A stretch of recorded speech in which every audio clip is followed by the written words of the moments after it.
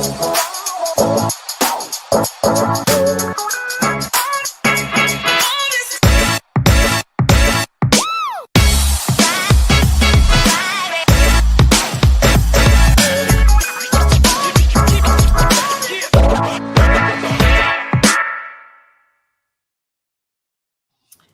good evening, everybody. I know we're late, but it's better late than never, right, Christine? Yes. Better late than never. And we're smiling, but we really shouldn't be smiling. Well, I mean, I think we're smiling so we don't cry, right? Because I was just smiling to greet everybody. It's like a force of habit. But yes, 100% I am pissed. I haven't been able to sleep in days. no, it's rough. So Sandra Sheffer, host of the Race and the Races, and Christine Sanojou, community leader, activist, all time. She out here being part of the resistance. We all fight in our own way. I'm gonna run my mouth, you know what I'm saying, and I'm gonna do some stuff behind the scenes. But she's front and center. She is front and center in it. She in the streets, y'all. So listen, you know.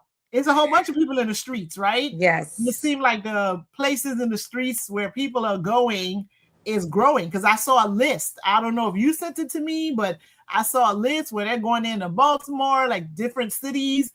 I don't think South Florida was on that list. Not yet. I know Dallas, Texas was on that list of places where they're going to start, you know, pushing back against some of the things that ICE is doing. So tell me what you heard, what you know, what you want to talk about, because I could talk about things. There's a few things, hear. But it's so interesting that you just said that people are starting to push back. I went on Facebook today and I saw somebody post, "Hey, ICE is here." Like they put the location, they put the street where they were at. They're like, "ICE is here, this address," and so what LA essentially is doing, and Minnesota, like we can't not acknowledge all these other areas that are taken to the streets. Mm-hmm. What they are doing is they are protecting their loved ones from being abducted and kidnapped by ICE, right? And they're like, oh, it gives me chills. They're like, there's 4 million of us, and there's 2,000 of you. You're going to have to get through us to get to them. Yes. My God. And let me tell you, so proud. I lived in LA for 7 years. I just want to say, to my second home, I am so proud because that's the energy. Yes. That is the energy we need right now in this moment. And the people will win because they are right. There's more of us than there are of them. And can I tell you, so I was having a conversation with someone today, like totally unrelated, but then it ended up saying, like, he was like, yeah, they over there. He's like, I don't know how that's going to go, because he's like, because, you know, sometimes people don't recognize my age, you know what I'm saying? I don't even know. I ain't looking. So anyway, he was like, do you remember Rodney King? I'm like, yeah, of course. I was like in college when that was happening, right? He goes like, listen, they sent 10,000 National Guards or people to handle to try to control that situation. He said it was 10,000 people there trying to control that situation, and they couldn't control it. No. So he said the numbers that they sent over there, you know, and it's crazy because these are not even Rodney King. Rodney King, there were riots. These are peaceful protests, right? Right. Because let's just be real. LA is about that life. They are about that life. Hey, you take one of theirs and it's out of LA. The what? I think the Black Panthers came out of that way, right? They're from the West Coast. It started in the West Coast, right? Yes. So LA is not playing, but they are setting the standard. That is the standard. Because imagine, really, this is what it got me thinking. Imagine if there was a group of us that were always notified, hey, they're going to be at this courthouse. People that get their cases dismissed, we can create a barrier for them to just get to your car. Like, get to your car. Your case got dismissed. All right, we're here. They can't get to you. They're arresting them at their hearings. They're arresting them right there in the courthouse and there's no protection. Yeah. So, I mean, whoever's willing to put bodies on the line, you know, we hold the line. Say no. They're going home. They're going. And so I think one of the things about why California is like a little bit different is like their governor is about that life, right? Mm-hmm. So I posted something yesterday like, I'm here for all of Gavin Newsom's responses, right? You Mr. Man, he had a comeback for everything. Everything. Was like, oh, this what we saying? Oh, how about this? Like, he literally had a comeback for like everything they were saying to him, you know, in the last couple of days or so. And I think that kind of gives the people like, yo, our governor is supporting us, right? And then he's also saying like, oh, y'all don't want to send us federal money? Well, we collect taxes in California too, that we can decide not to go ahead and send over to y'all. You really trying to do this? You understand? They got actor money over there. You know what I mean? Like, they got like actor money in LA. So it's like, is this really what you're trying to do, right? So I think what's good about, or one of the reasons why the people in LA can really do what they're doing is because they have a governor that's really full support of that movement. Whereas in Florida, you know, we have a protest bill. You know what I'm saying? You listen, our governor basically said, you go try to block the streets, they can run you over and not get charged, you know? So did you see what the sheriff said today in Brevard County? What he said? He said, actually, I need to quote it because I don't want to get this wrong. And even with me quoting it, I'm pretty sure you're not going to believe. Yeah, you're not going to believe. Hold on. Lord have mercy. Okay. We will be notifying. Okay, so Florida officials warned the sheriff of Brevard County. He warns ICE protesters. We will be notifying your family where to collect your remains. Ooh. Because we will kill you. Like graveyard dead. Like that. That is a direct quote, okay? Direct quote. We will be notifying your family where to collect your remains. This is if the No Kings protests. If they that get man like says graveyard dead. Graveyard dead.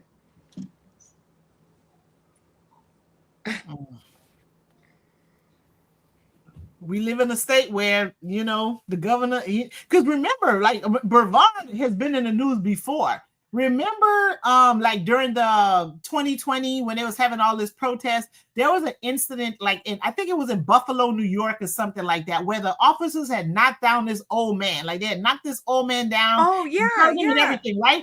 And then people were like, "Yo, this crazy, whatever," and they were mad at the cops. And I think like half the police force were quit or retired or did something, right? Pretty much putting that city at risk of not having protection. That sheriff in Brevard was like, y'all could come work over here. I'm like, these people just threw down and beat up an old man. What are you doing? Yes. I'm not saying it's the same sheriff, but it was the same county where that kind of thing was happening. So apparently, I mean, I don't know what kind of laws they want to follow, but they're out there just acting like this the Wild Wild West or something. I want to actually get that gentleman's name. His name is Martin Gugino.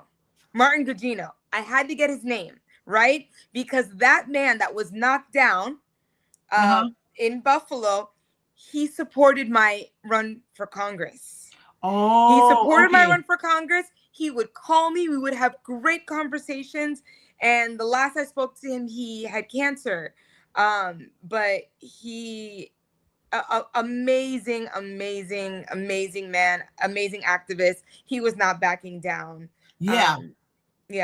So you have a connection to that story. And I remember that. So when you said Brevard, I'm like, I remember that place talking crazy. Like, I'm like, what, you finna go hire these cops who out here like police brutality and, you know, their citizens that they're supposed to serve and protect? Like, they don't care. What y'all doing? Like, they what don't are you care. doing? And let's just be real. The police were created because of protests and riots for, you know, rights and freedom.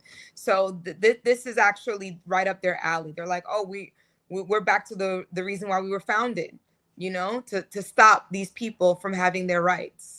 So I'm sure they're just like, they're ready. They're with their gear. Give me a reason, makes right? them feel like a man. Like, oh, I'm out there. I'll kill you, graveyard dead. Like, who says that? I mean, who says that? Like that listen, like that is like absolutely like team too much. Like I had to go by the courthouse yesterday. Like yesterday, well, one day, I don't remember when it was. And there were officers out there. There were ICE officers out there. I saw some people in the hallway, and then they were looking at me. But one of the things I had to say is that, oh my God, I'm so glad that I'm always friendly with everyone, because like all of the security guards knew me. Because like when I was coming out, because I don't walk around looking like, I mean, I guess maybe I don't look like I belong. I don't look like I'm a lawyer, whatever it is, right? Mm-hmm. But I was walking out, and the officer was kind of looking like he was about to come bother me. I was like, okay, how you doing? Have a good day, or whatever. And then they just kind of backed off. But that's because the security was talking to me. And I don't know if they were they did that to protect, to kind of give these guys a hint, like leave her alone or whatever it was. But I was actually really grateful. I was like, I'm just so glad that I don't have no problem talking to anybody. You know what I'm saying? Because I think once they acknowledge me, they're like, oh, they know her. So clearly she's not, somebody that we supposed to go try to put in, and go disappear and send her into a facility or something like that, Well, and that's lucky for you, but that's not the case for everybody else. No, it's not. And talk to us about what's going on at Chrome.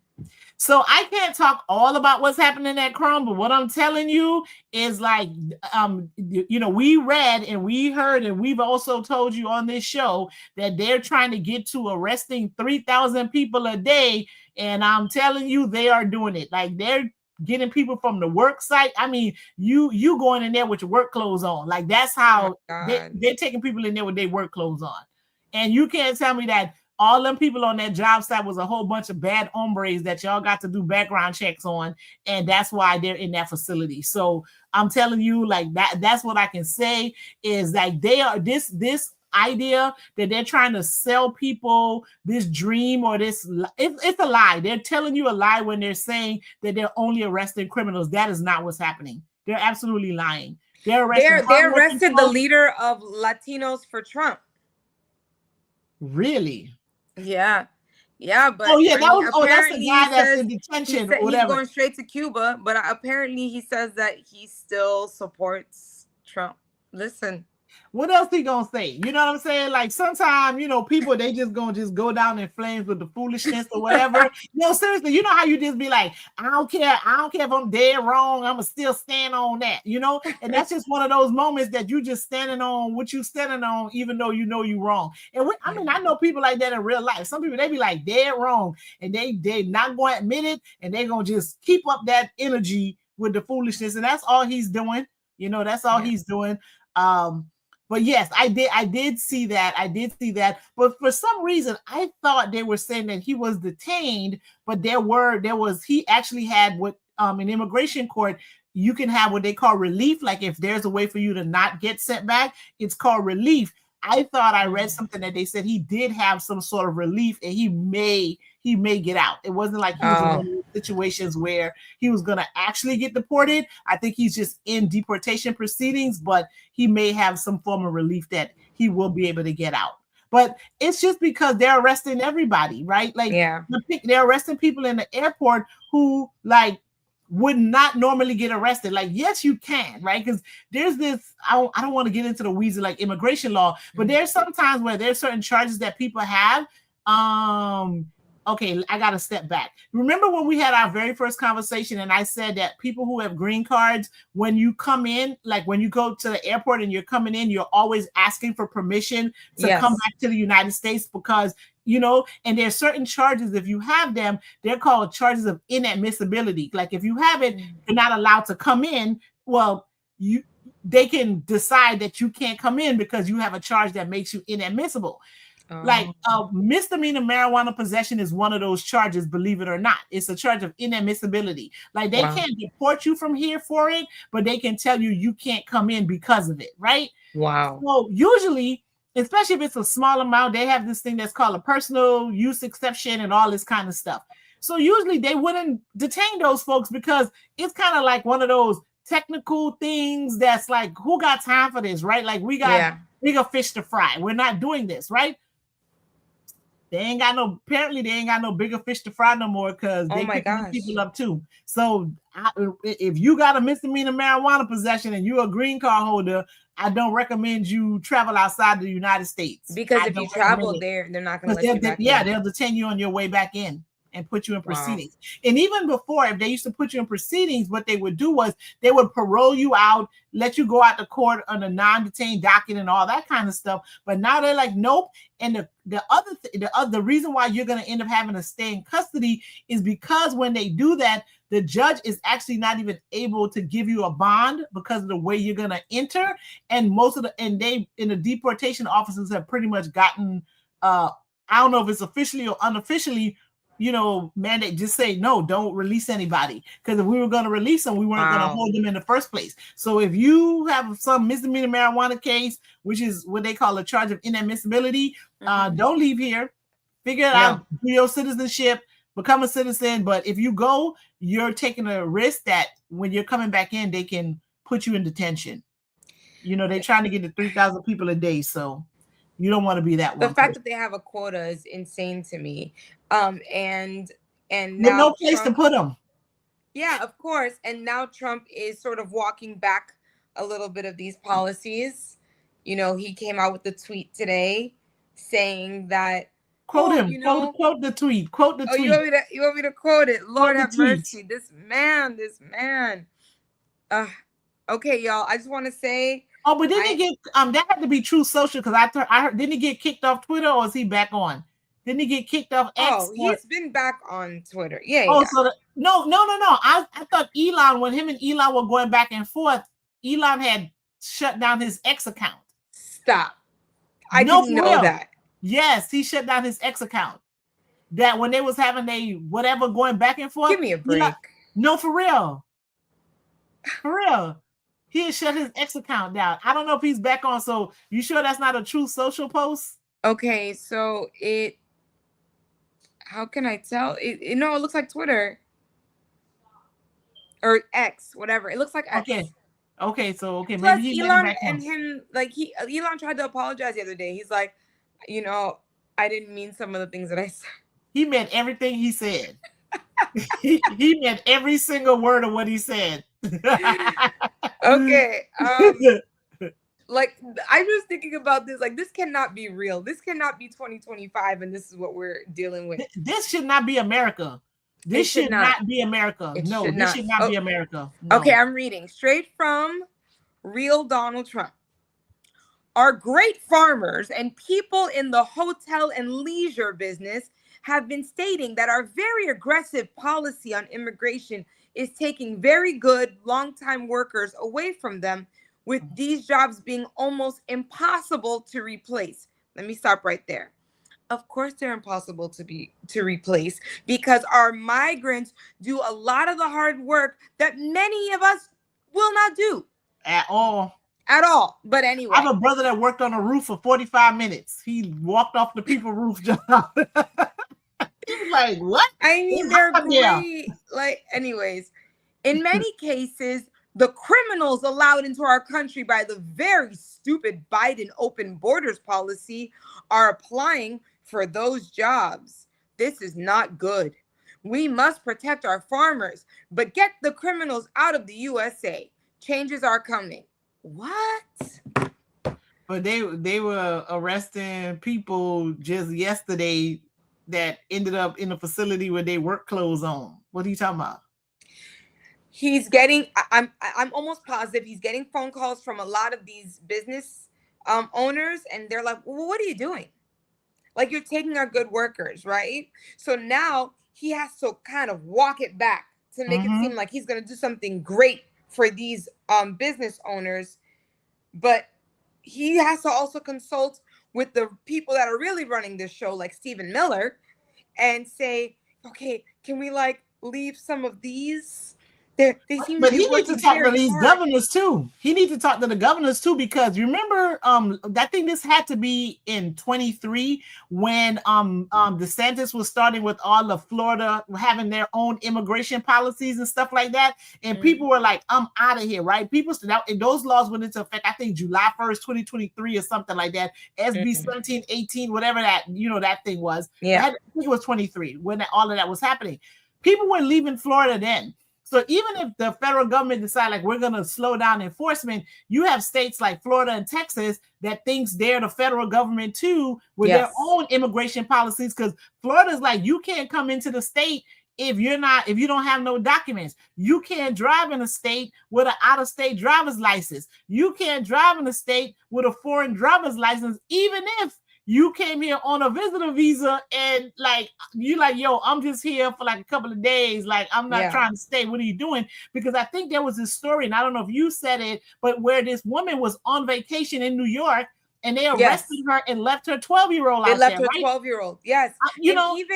Even here in Florida, these guys were driving in Florida from Georgia and they got arrested, and they're U.S. citizens. They're not even like green card holders or migrants. They are citizens, and what I wanted to say about what was happening in Florida in 23 was my sister lives in like north or central Florida or whatever, right? And when DeSantis had passed that law, she's like, Sandra, all the watermelons are rotting, right? She was like, oh my gosh. I don't really laugh, but she's like, all of the watermelons are rotting because there's nobody to get them. So all those watermelon farmers and all that, they lost almost all of their stuff because them people was like, listen, I'm not waiting for these people to come get me on no nonsense, and so I'm leaving. So again, the administration want to say this, but part of what is happening now is people aren't going to trust them because they're like, he changes his mind every day. So they're like, yeah, he says that today, but then tomorrow something else is going to happen. So they don't trust it. And so they're going to go back to another work site that was just raided. They're like, yo, this thing's a setup. So you're losing trust of the people to take you at your word, right? And then again, you have these states that want to do their own immigration enforcement and deputizing officers and letting them go into schools and mess with kids and all kind of, not mess with kids in that sense, but go into schools and trying to arrest like elementary school kids. Like, what are you doing, right? Did you see today the mayor Daniela Levine Cava and other officials were on a boat celebrating the opening ceremonies of FIFA and all that stuff, and the Coast Guards got on the boat to make sure that everybody on the boat was a citizen. And yet they say that they still haven't voted yet here in Miami, but they're like, you see this happen to her directly, and they're about to vote whether or not they're going to start cooperating with ICE. Like, hopefully this makes them, all the elected officials that were on that boat, hopefully they really think twice. See how crazy this is, right? And I think one of the scarier part of what it is that they're trying to do is that they want to say that that they don't have to provide information to the public if a person is detained in a facility. Really? Yes. That's the one that I went. That's a very I went in person.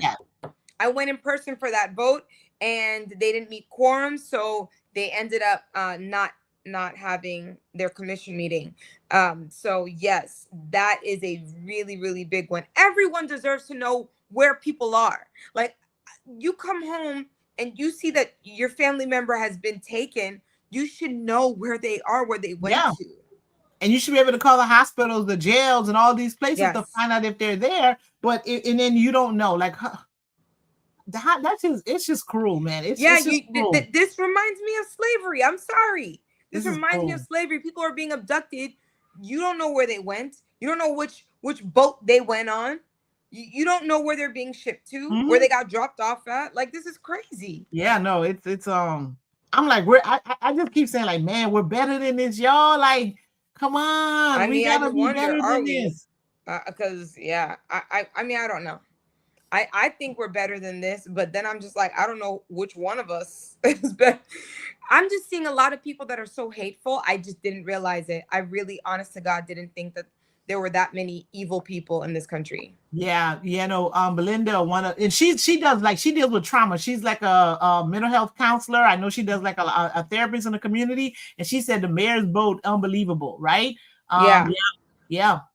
And she deals, understands trauma and all of that, and that's one of those experiences where it happened. Like, you don't forget that experience, right? You see that parents are taking what happens to the children. Either a family member comes and get them, or they go to care, or they send them back with them, right?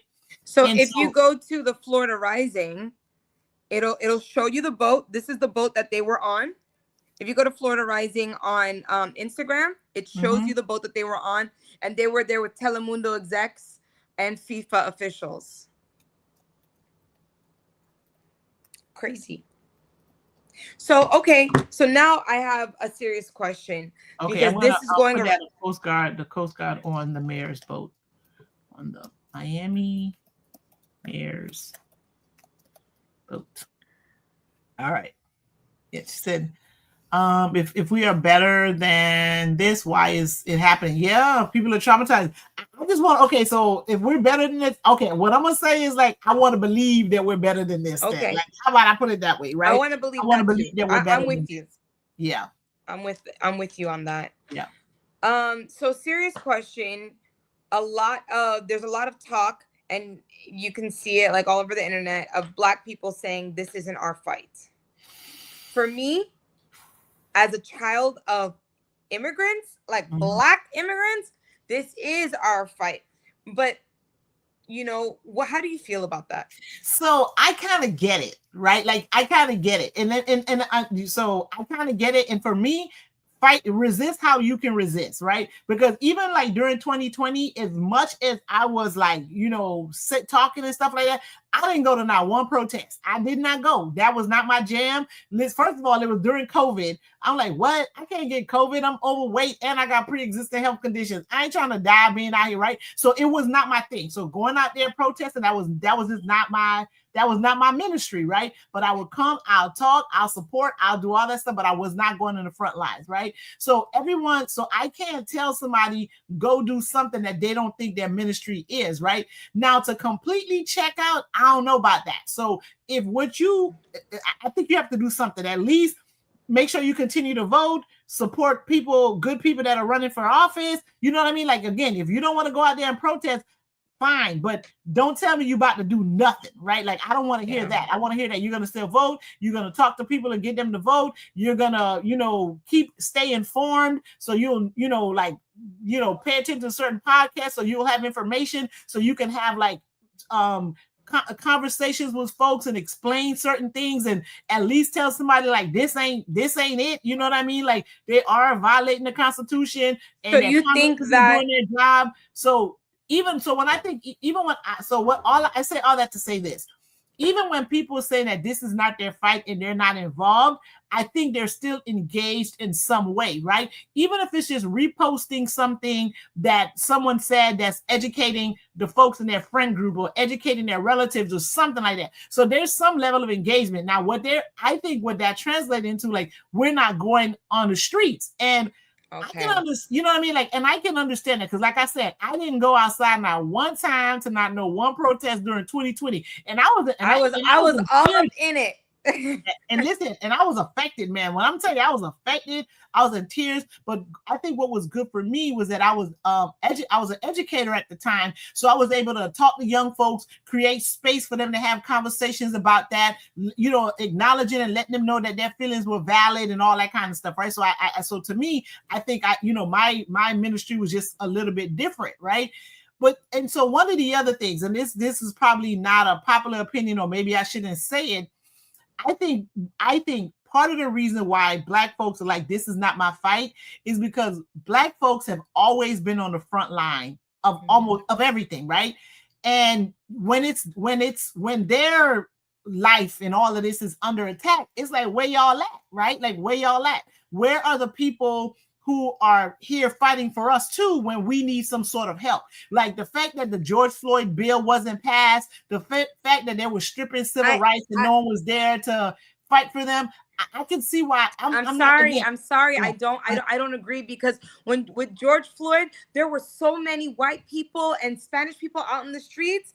I know it because I went with my white friends. I was protesting with my white friends. Okay, no. I'm not saying they weren't out on the streets, right? But what I'm saying is, when it came down to vote for people that would actually vote for meaningful legislation, that didn't happen. Right? Because they somebody drafted the bill. No, I'm telling you, somebody drafted the bill and it didn't pass. Okay, but hold on. But you cannot judge an entire community based off of their representative, because I'm sorry, my representative is my skin color and does not vote on my behalf. You know, so like and I'm not gonna hold that against an entire community. So I don't think that that's fair. And then honestly, when it came down to, look at the people that were on the bus riots. Look at the NAACP. The founders of the NAACP were white. There were only 2 Black people as the founders of the NAACP. Mm-hmm.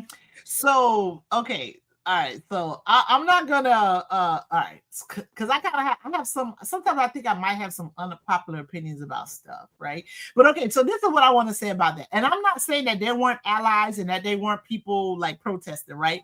But what I have to say, right, is like all of these companies, because now people got Juneteenth off. I'm good, you know what I'm saying? Like, okay, sure, give me another paid holiday or whatever, right?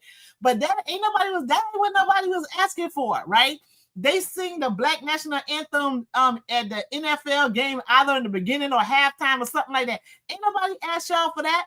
I mean, they created space for certain people to put some products on the counter. I'm not saying that wasn't good for those people that's on the counter, but that ain't what we were trying to get. What we were trying to get is some legislation that was going to protect Black folks from getting hurt by law enforcement and all of that kind of stuff. And ain't none of that happened. Yeah, so, but you have to understand, we have members of Congress that bow down to law enforcement that are Democrats. So I'm not saying we don't, but what I'm saying is the majority of the people who could have voted for allies, voted for people who would have supported this legislation, made different decisions. That's all I'm saying. And that's just real, right? Like when we look at the numbers of the election that just happened, that ain't because of Black people. You know what I'm saying? Like, even though like there were certain percentages of Black folks that didn't vote, that voted for the present administration, but this didn't happen because of Black votes. This happened because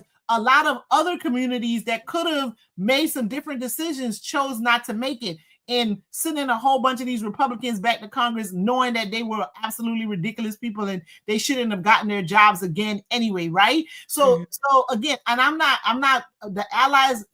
Listen, I'm not saying that there aren't allies.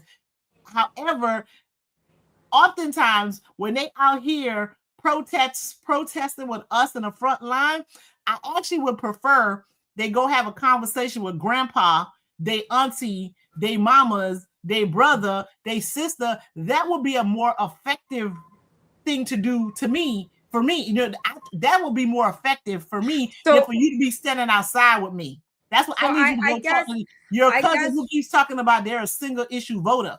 Go talk to them. That's what I would rather you do that. I have a different perspective because I have a melting pot of friends, but like really close friends. Was 4% Black, okay? So the what? My college was 4% Black. My law school was probably 8% Black. So I got a multiply of people too. Like, no. But I'm saying like of people that like I engage with on a daily basis, and so I see the conversations that they are having with their family members. I see the arguments that they get into with their family members, and I see them actually disowning some of their family members. And more of them need to do that. Yeah, exactly. So the reason why I say this is because I have a different perspective, because I see it firsthand. I see how intense these conversations get. And so I don't have the experience of seeing people stay silent. I do have a group of friends that do. But what I have to say, even if you don't have the experience, because that's one thing that I think, one mistake that I think a lot of people make is that they look at their experience and then they just kind of make it seem like that's the experience of everyone or the majority, right? So even though you personally, that's your experience, that you have folks who are more than just allies, but they're having conversations to the point where they're turning their back on their relatives, it's apparent, right? The numbers show that ain't the conversation that's happening, or if that conversation is happening, it's not happening enough to shift the hearts and minds of the voting public in the United States. You understand? Like the numbers just shows that, right? Because look at where we at, how we got here. We got here because it wasn't enough people sitting in a room talking to their cousins and their aunties and talking about this single issue voter stuff is nonsense, right? And I think and I have like very strong supporters who are not Black folks, right? Like when I was fundraising and doing stuff for like some of the campaign school, I'm like my roommate in college, we kind of we actually get along better now than when we was living together in college, because I'm from Florida, she from New York. Just the weather was a problem for us. Like the room's too hot. I'm like, the room's too cold. So we had like weather problems, right? Because I'm like, how you gonna put somebody in a room with a person from New York and Florida? Like we gonna have some temperature issues, right? So we actually get along a lot better now than we did when we were in college. And she's like a strong supporter of like, I mean, everything that I do, right? I'm talking about like, so I get what you're saying, and I know. And she was at the, in 2016, after the inauguration, when them women were in DC with the pink hats on and all of that. She was there with her girls and all that. So I see it, I know it, I understand it. However, I think we have to acknowledge that it's not enough for them having that conversation. And the other part I want to add too is I did a training. So this week, campaign school at Yale is happening. I did that program last year, right? And so that was like people who want to run for office or manage campaigns from all over the United States, even internationally. It's a very competitive training. And I did that. And listen, and I see the problem. And I'm seeing these women, and I'm like, you support what? Like, how? And I talk to them, and in their minds, they're making all these arguments about why they're voting a particular way, why they're still in support of a person who don't think they should be able to control their bodies and make their own decisions about themselves or whatever, right? They see that. And so for me, so the way I see it is that part of what's happening is people aren't telling the truth to themselves about why they're voting a particular way, because it's hard to accept certain things about yourself, right? Like we want to believe that we're good people, and we want to believe that we love everybody, and we want to believe all that stuff about us, right? But some of that ain't true. Like, and maybe they don't have the self-awareness yet, and even if they do, it is a hard thing to admit. But like, yo, you know what? I might not be as cool as I thought I was, right? You understand what I'm saying? And until, and I'm going to say this, white women decide to face certain truths about themselves, we're going to continue to have this issue. Because I was in that experience, as much as I would do it again, that was one of the first times in a very long time I was in a space where people thought I did not know what I was doing because I was a Black woman, because I was a Black person. Like, I'm like, why you don't think I know how to do this? Like, wow. And that experience was real. I felt that for real. It got to the point it was rough. That was the first time in a very long time. Because when I was in college, I dealt with that. When I was an undergrad, it was like, I think they had to lower the standards to get you here. I was like, really? So I was like, how did I graduate with 2 degrees? So they lowered the standards in every class I was in when I was getting my master's degree too, before I was by the age of 21.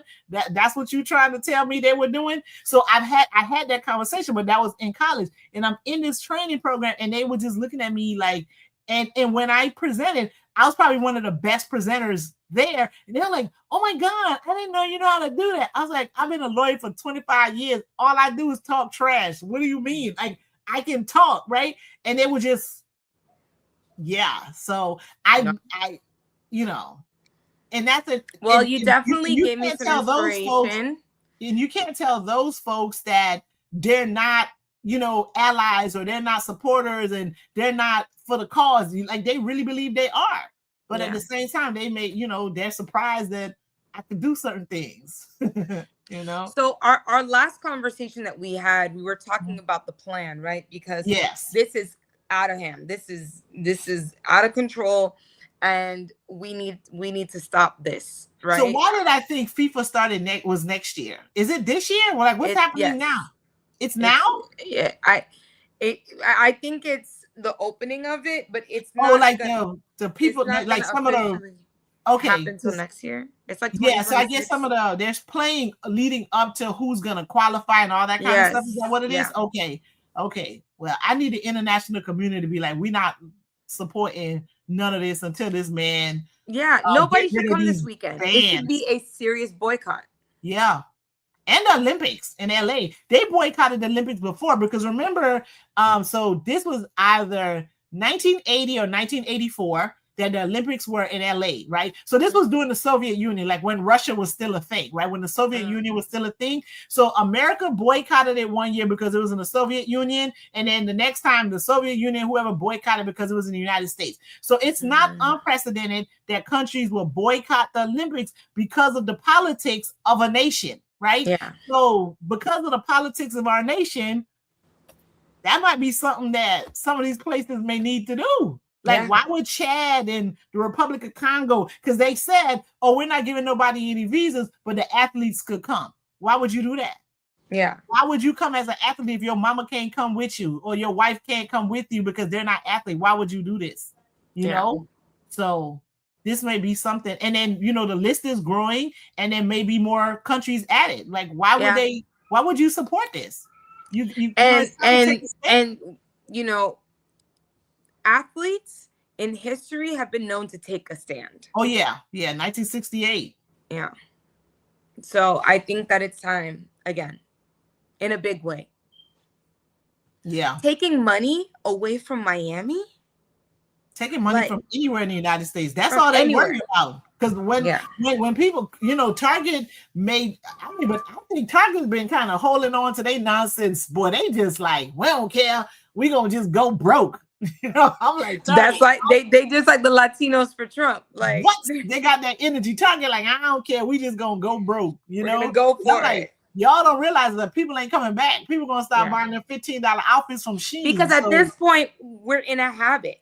We are now in a habit of not shopping there. We're not coming back. Yep. Yeah. And I guess that's that CEO must have been making so much money that because if I lose 45% of my salary, I can't work for you no more. You know what I'm saying? Like, because that just ain't gonna make no sense. So for Mr. Man to lose 45% of his income and still working there, he was making he might have been always making too much. Yeah, he was. He definitely was. Because I can't take no 45% pay cut. I can't take it, you know?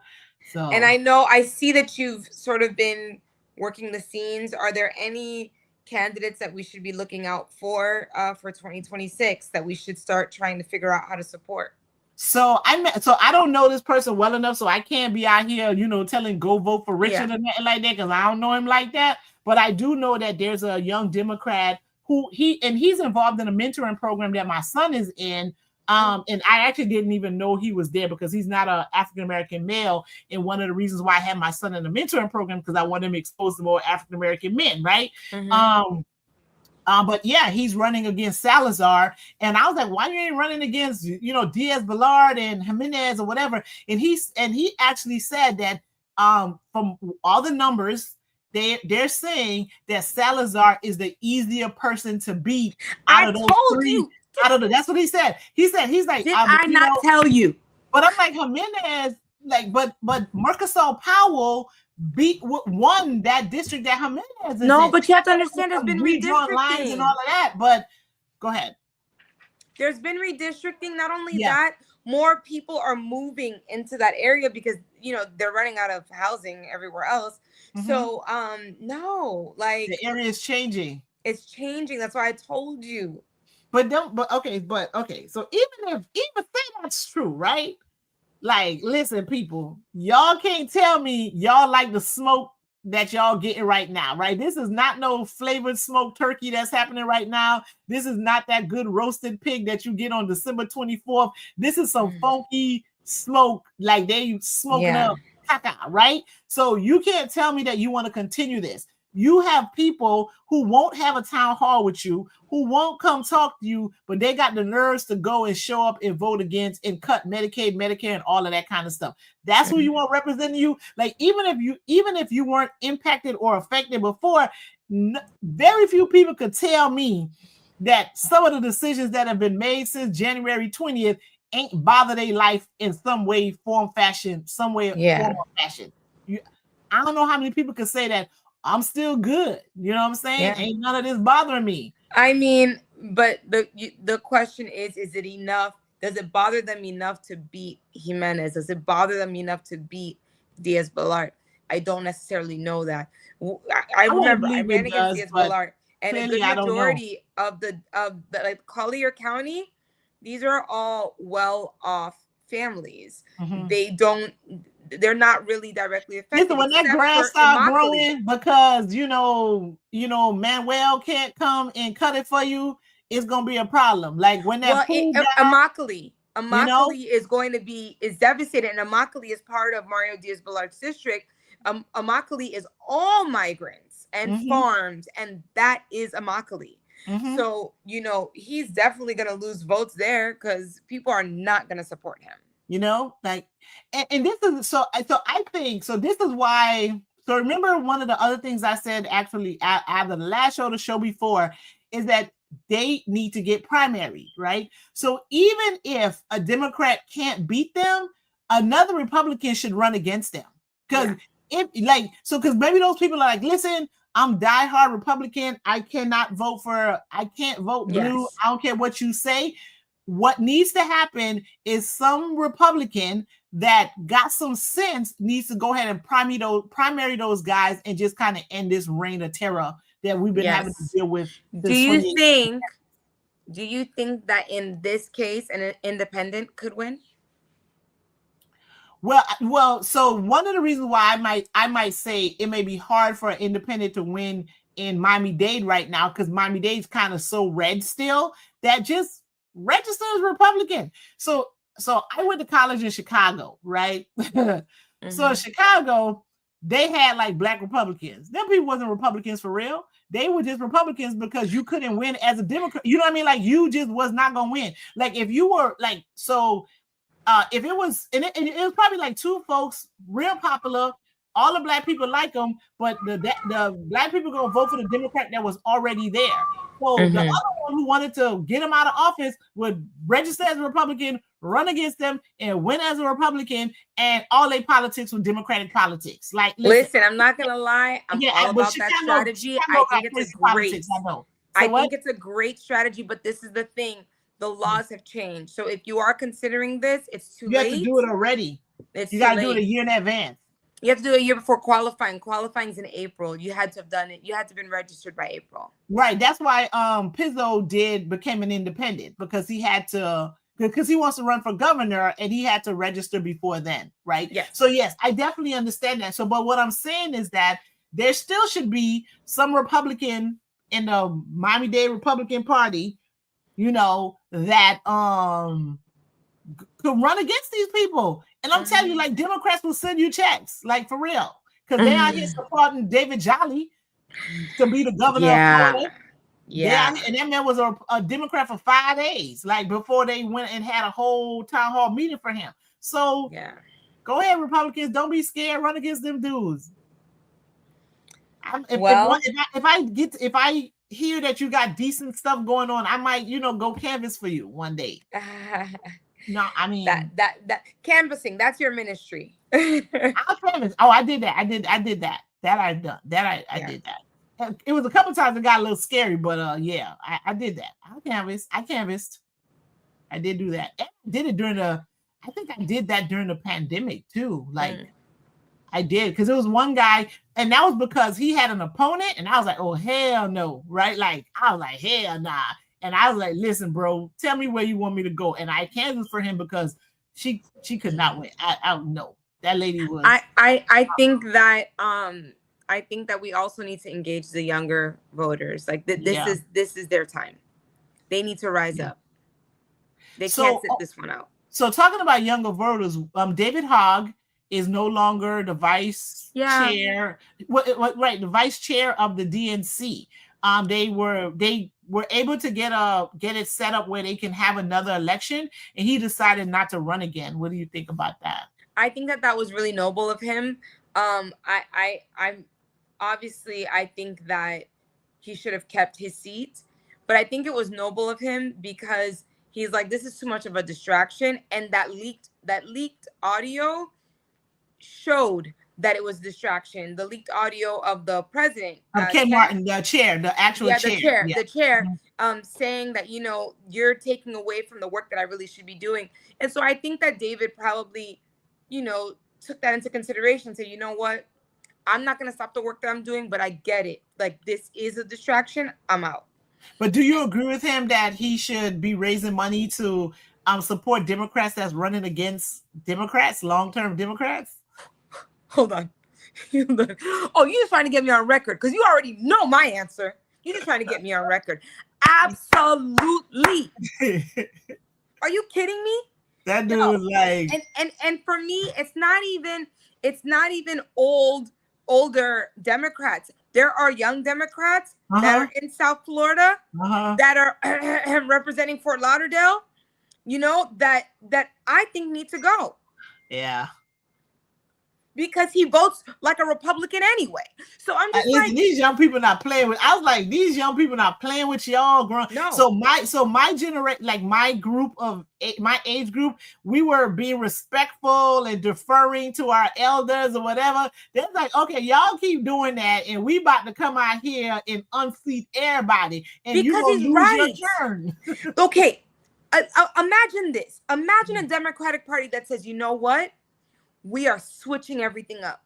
We are giving fresh new faces and fresh new voices a chance, because what we've been doing is not working for this moment right now. Clearly, yeah. And let's say they make that announcement. Do you know how many people be like, it's about time? Let me change my registration. I no longer MPA. Put me as a Democrat. Because the thing is, people do not identify with the Democratic Party anymore. And the tent is so big, people don't even know what their lane is. Yeah. They're like, I don't know if I fit in here or not. And what the Republicans have painted is that the Democrats are the party of the transgenders. And that is like, it doesn't matter what room I get into, that is the number one topic, right? Yeah. And the reason why is because we're so caught off guard and always in defense that we don't have a new movement for people to get behind. Yeah.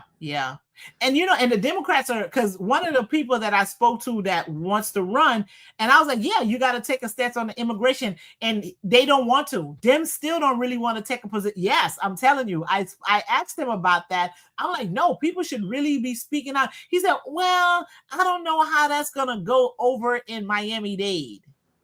Unbelievable. They're still. Well, how does that go over with you? How does that go over in your heart? I'm telling you, Democrats are still scared of immigration. They don't want to talk about it. That's why, they ain't out here raising hell. They're still scared of it. The reason why it's so hard to be a candidate is because when you are authentic, when you are really truly yourself and you say what you need to say and you don't care about what anyone else has to say, they will shut you up. Mm-hmm. Now, if this person cannot even stand on their own beliefs as a candidate, they should not be running. Yeah, shouldn't be running. When I heard it, I was like, oh, well, I don't know about this support, because my mom votes in Miami-Dade, and I'm like, I don't know, like, if you scared to take that stance, then what different? It's not going to make no difference. Yeah. You about to go, it's going to be the same old, right? Yeah. But the Democrats are still afraid to really take what I think is the right position on immigration. They're afraid of their own shadow. Listen, I am a Democrat. I've always been a Democrat since the day that I could vote. I'm so proud of Democratic values. Mm-hmm. But of the party itself, I'm so frustrated, and I don't want to talk down about the party because I feel like right now they don't need that, but they're making it real hard. Ooh, child. Oh my gosh. You see, Karine Jean-Pierre became an independent. Why would you bring that up? I'm livid about that. Livid. Yeah. Let me tell you something. Here we go. In a time when our country does not need to feed any more ammunition to the Republican Party, you pull all this stunt for a book that you're not gonna sell. Ain't nobody. Okay? I know I ain't buying it. You especially when Haitians are hurting, and we look to you. If it was so bad, listen, I'm sorry, but like, she kind of reminds me of how people are talking about some of these people that work for Diddy, where it's like, okay, you're saying that all this was horrible and it was bad. That you stayed there for 10, 15, 20 years. You went to more than one party. Listen, I have a very unpopular opinion about that case, but I'm like, how many parties you went to? You ain't got how many parties you went to before you was like, oh my God, I shouldn't have been at the parties. How many parties did you go to? Like, come on now. At some point, we got to lose some sympathy for you if you went to my 2, 3, 4, 5, 10 parties. Like, how you kept going back? How you kept going back? So, you kept going to like, the parties. You're over here crying, but yet you were posting pictures and this and that, and everything's good. And like, come on, Karine. It was just, for me, it was very tone deaf. So I'm going to say this. I want to say this, and I'm like, people don't be mad at me. I went to Mardi Gras once. Let me tell you. I went one time, and I was like, what? That's why y'all got to go to church tomorrow. So because of that, I do not understand how people went to more than one party. Yes. So I mean, listen, that's how people are looking at Karine. That's the exact same way. They're like, hold on a second. It was so bad, but you were there till the end. I went to Mardi Gras one time. I'm telling you, I went one time. I was like, what? Oh no. And so apparently there are ways to avoid being on, what's the Bourbon Street or whatever the street is, like during the real parade. So if you go, listen, I went one time. That's all I'm saying. I like, listen, I'm still trying, like I said last week, I'm still trying to go to heaven. Yeah, so I don't understand people that kept going back to the parties. I can't. Like, nah. So, I don't know how you kept going to them parties. Like, but I use that example for Karine Jean-Pierre because it's like, like, first off, all of that makes no difference now. Yeah. It doesn't serve anybody any good. Yeah. Yeah. And even those people who say like, oh, they knew what was going on with Biden, and that's right. You protect the president. You protect the president. I don't care. Mm-hmm. We ain't need to know all that, whatever. Because he should, unlike the person here who thinks he can make all of the decisions about all of the things, because he knows all of the things, which there's no way you know all of the things. He's not making all of those decisions without advisors anyway. So it's all right. It's all right. And don't talk to me about a broken White House, because the term right before him, the term before Biden, it was a completely dismantled, broken, chaotic White House. With a whole coup d'etat to prove it. Yes, like, get out of here. Yeah, well, attempted coup d'etat. Yeah. So. No. It's yeah. So I don't know what's gonna happen with that Diddy trial, but like I'm saying, you went to more than one party, please. Like, I want to hear it. Oh, Diddy's getting off. I'm like, yo, you guys, you're not making a good case right now. It breaks my heart because I truly believe that he's a monster. Like, I do. I'm like, yo, this man is horrible. But is everything gonna stick, right? Like, I don't know. I think they trying to get rid of a juror. I think there's some controversy with one of the jurors in that case. If they get rid of a juror, the case is gone, right? No, because they always have alternates. So I don't know how many alternates they have, but they usually always have alternates. Yeah. Okay. So they usually have alternates that are sitting and listening to the whole thing in case they have to get rid of a juror, and then they'll come in. But if they make it to the end with the jury that they have, the alternates don't get to vote. They just be like, "Thank you for your service, go home," and then the actual jurors vote. So, wow. Well, I'm sorry. I didn't mean to start the whole Diddy conversation. No, we needed that needed to be part of the stuff, right? Because this is crazy times. Like, we're like, I mean, like, this is crazy times. Like, it's crazy times. Yeah, crazy. And I still haven't, like, since I stopped watching MSNBC when Joe and Mishka went to Mar-a-Lago. I was like, what y'all doing? What? Oh, yeah. I stopped watching MSNBC. I'm kind of done with y'all. Then they got rid of Joy Reid, and I'm like, I'm really done with y'all, right? And so I still like I'm watching news on YouTube right now because I still can't get into the way mainstream is talking about things, right? Because I'm like, y'all not having the conversations that you need to have because I think like they're keeping the country ignorant of like what they really should know. And I think that's part of the reason why a lot of what's happening is still happening because they're not telling the truth about like what's going on. And you know, those of us who are like, I guess I don't know if we could consider ourselves being in the trenches, but we're living it, we're seeing it, we know what it looks like for real, and we're like, I don't want to believe people are actually know and see this and they're okay with it. So I'm thinking mainstream media is just not talking about it, and so people really don't know that they're literally taking people off job sites to go detain them, even though they had all the legal authority to be at the job site doing the work they were doing, you know? You're on mute. You're on mute. You're on mute.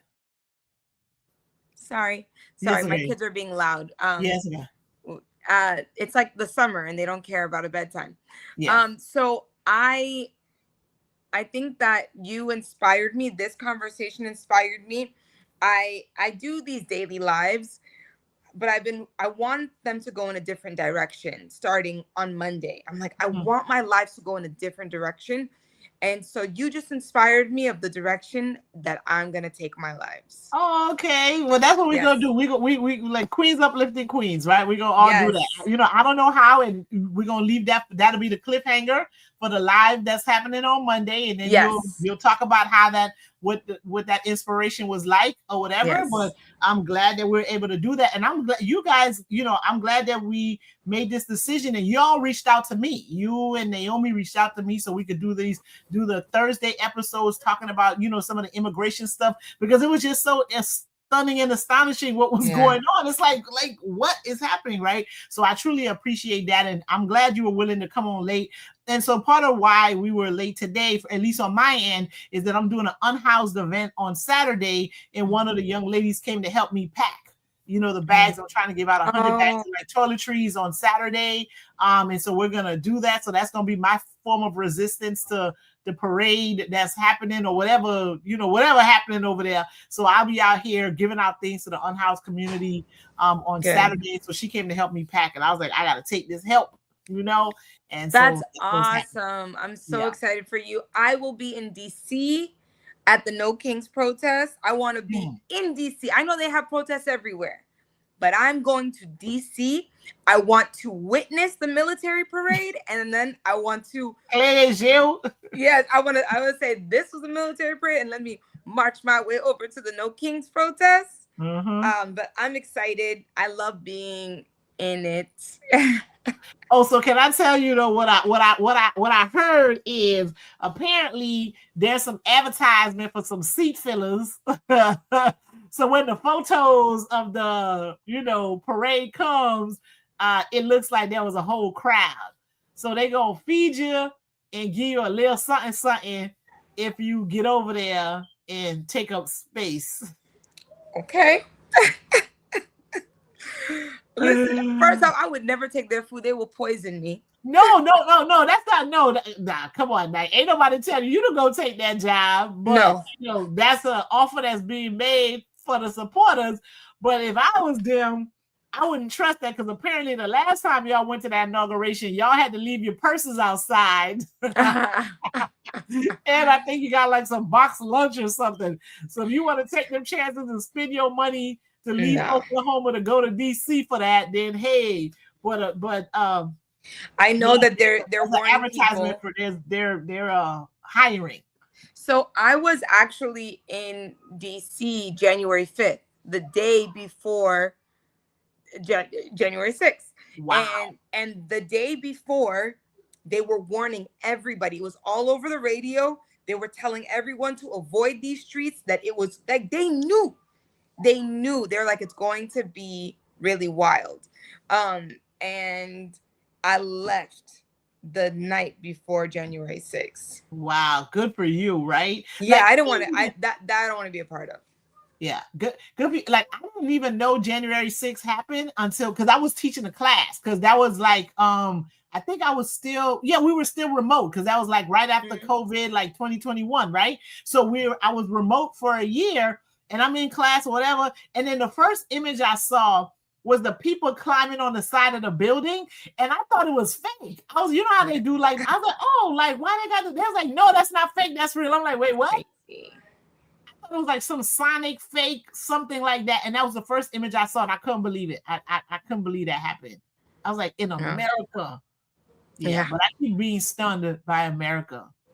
But I love this. I mean, like, you know, I love what it could be. You know what I'm saying? I love what it could be. I mean, at the end of the day, it is still one of the greatest countries in the world because we have a lot of freedoms that we may not feel it because we're going through so much right now, but we have a lot more freedoms than a lot of these other countries. Yeah. So, you know, you take the good, you take the bad.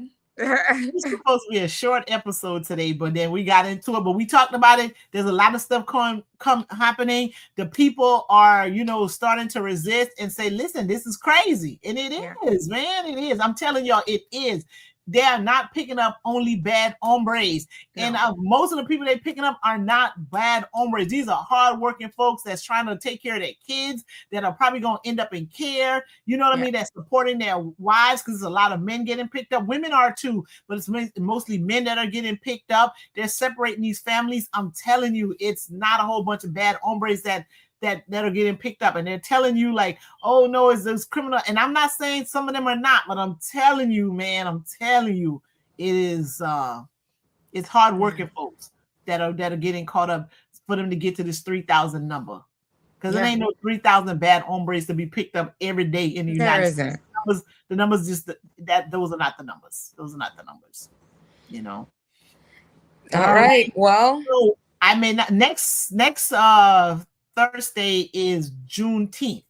Yes. So I doubt we're going to be here, right? Because we'll probably be out partying somewhere, doing a whole bunch of Juneteenth type stuff, right? So you're probably not going to see us. What I might do is just go ahead and run, another episode and do something that was like previously recorded or something like that. But celebrate Juneteenth. Many of you may have the day off. There's a whole list of activities and events. I know City of Miramar and all that's doing some stuff. Christine may know some things, but yeah, so enjoy. Yes, Miami Gardens is having their Juneteenth gala. So, you know, register for that. Jagged Edge. Is it free or is it a lot of money? Huh? Is it free or is it expensive? It's $75, but it's Jagged Edge. That's not bad. And it's an open bar. Yeah. So. Yeah, that's not bad. 75 is not bad. Okay, y'all. So if you can go ahead and check that out. Support. And I'm sure there's a lot of free events too. There's a lot of Miami Beach does some stuff. Because I think I went to an event that they had like last year. So there's find some free stuff. If you and NMB is doing like a battle of the bands. Yeah, okay. See, there's a whole bunch of stuff. So check it out. You know, check your city's webpage. They're making them more user-friendly right now. Find something, go do support, enjoy the day off. Hang out with family, cook some food, you know, do whatever. And then we'll see you the week after that. Yes. All righty. Bye. Have a good night. Have a good night. Elections have consequences.